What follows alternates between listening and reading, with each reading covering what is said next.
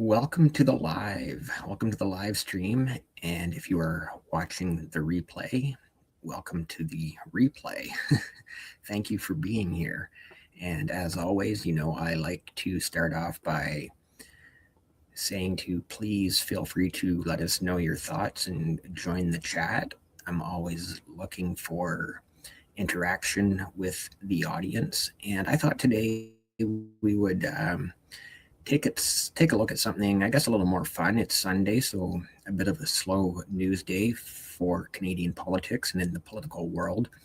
But there is a NDP, New Democratic Party leadership convention coming up in about another month's time.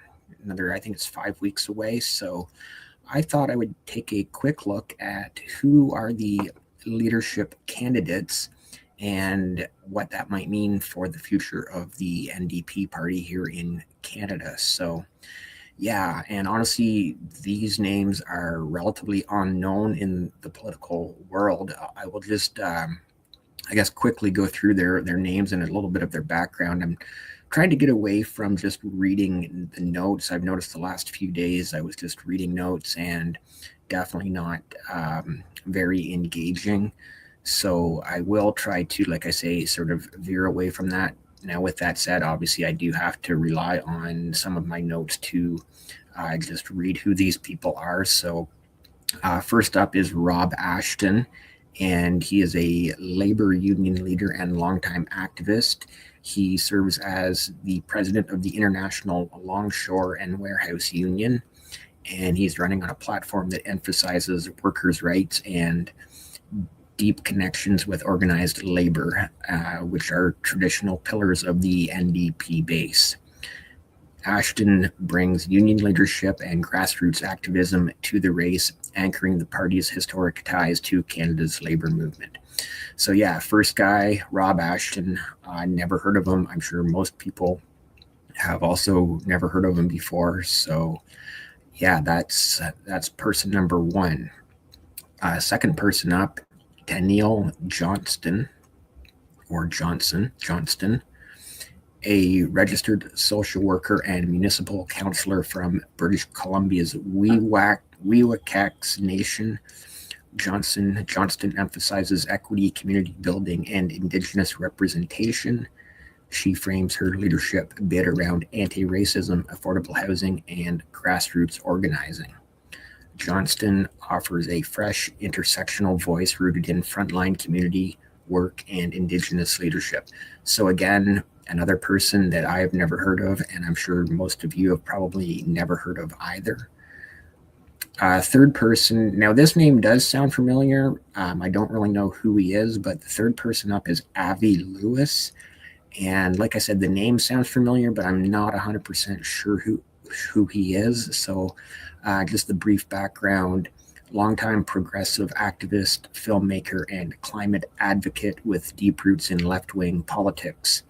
He has campaigned on ambitious social and economic reform.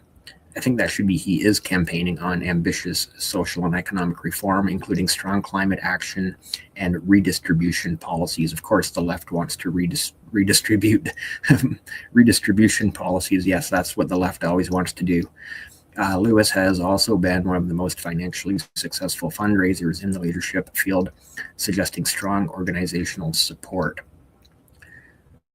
Lewis brings national name recognition and a bold vision for progressive change, making him one of the front runners in this race. So let me know if you, like I said, the name sounds familiar to me, Avi Lewis, and in my notes I have brings national name recognition, but honestly, like I said, I think I've heard the name before, but I really don't know who he is. Now, the fourth person I have heard of, Heather McPherson. McPherson is an MP representing Edmonton Strathcona and has been active on issues such as environmental protection, workers' rights, and gender equity. Her campaign is seen as more parliamentary and policy-driven, aiming to appeal both to traditional NDP voters and urban progressives. McPherson combines parliamentary experience with a focus on practical policy solutions for healthcare, housing, and labor.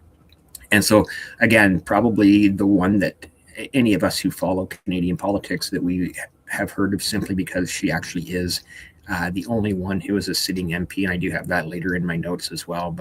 And then just quickly, the fifth up, Tony McQuail. McQuail is a longtime party member and grassroots activist from Ontario.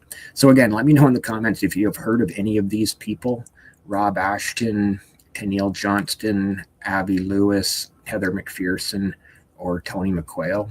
And then just continuing on some of Tony McQuail's background, whose campaign emphasizes community engagement and democratic renewal within the party. While less well known than some rivals, he rounds out the leadership field with a focus on party reform. McQuail may not have national name recognition, but his campaign speaks to long-term party building and reform. So yes, as I've already previously mentioned, and I have it here again in my notes, only one of the 5 announced NDP leadership contenders is currently a sitting member of parliament, being Heather McPherson.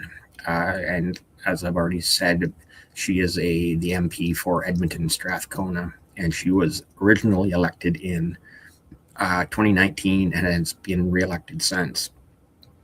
So she has parliamentary experience on issues such as the environment, workers' rights, and social policy. And as a sitting MP, she brings House of Commons experience into the leadership race. The other candidates are not sitting federal MPs, and therefore, like I said, are less known names in the greater political sphere of Canadian politics. Rob Ashton, Tennille Johnston, Abby Lewis, Tony McQuail, none of them are currently sitting MPs. Being a sitting MP could be quite advantageous, I think, for Heather McPherson in the leadership race. MPs are known to party members and caucus members. She has House experience, and I'm sure she will be seen as more ready to lead a parliamentary team. And then just my final note, like I said, I'm going to try to read less and just sort of talk to you guys. Hopefully some of you will decide to jump up in the chat. Of the candidates vying for the federal NDP leadership, only Heather McPherson currently sits in the House of Commons, giving her a distinct parliamentary profile compared to the rest. Yeah, which I think also gives her probably that distinct advantage too. So like I said, let me know what you think in the chat. I would love to know what everyone is thinking. And of course, as we're getting into this, the obligatory YouTube like, comment, and subscribe. Obviously, you have to say that on YouTube. You don't have to. You don't have to say it. You don't have to like. You don't have to subscribe. You don't have to comment, but it is appreciated when you do any or all of those things. So, okay. And I do have also, I did actually bring up, so we can take a look at some of these people. So here is Rob Ashton, and I'm not going to read through his entire bio there, as I just kind of already gave the quick background rundown of who he is and what he does and what experience he brings. And then next up, Tennille Johnston. And again, I'm not going to read through all of that. This is on a site called leadership.ndp.ca/contestants. So this seems to be like an official website of the people who are running in the NDP leadership race. And following Tennille Johnston is Abby Lewis. So again, so it says here, a veteran journalist, educator, and activist who brings 35 years of movement building experience to his campaign for NDP leadership. So again, this name sounds very familiar. And from my earlier notes, it does say he does have like national name recognition. As far as I can tell, like I said, the name sounds familiar, but I really don't know who he is. I don't know if that will help him very much in the leadership race. I guess it won't hurt him any. And here is Heather McPherson. Heather McPherson knows how to build and win. Elected in 2019, Heather and her team have made Edmonton Strathcona the strongest NDP seat in the country. Yeah, so right there, I think she's got to be the clear front runner. They earned the highest percentage of the vote of any new Democrat in both 2021 and 2025. And keep in mind, in 2025, a year ago, almost a year ago now, the NDP got decimated, right? Nationwide, they no longer have official party status. Although I believe they probably do still hold the balance of power with their 7 seats because the Liberals are so close to that majority government. So, and I think that's another thing we need to talk about with the NDP is the fact that they quite often find themselves holding that balance of power in Canadian in the Canadian House of Commons, whether the Liberals or the Conservatives are in power, because the NDP will have those final. Obviously, if it's a minority, then the NDP could have the balance of power because they would have those final votes to get over the 172 that would be needed to pass any bills into law. And then finally is Tony McQuail, born in 1952 in Pennsylvania, U.S. 16-year-old.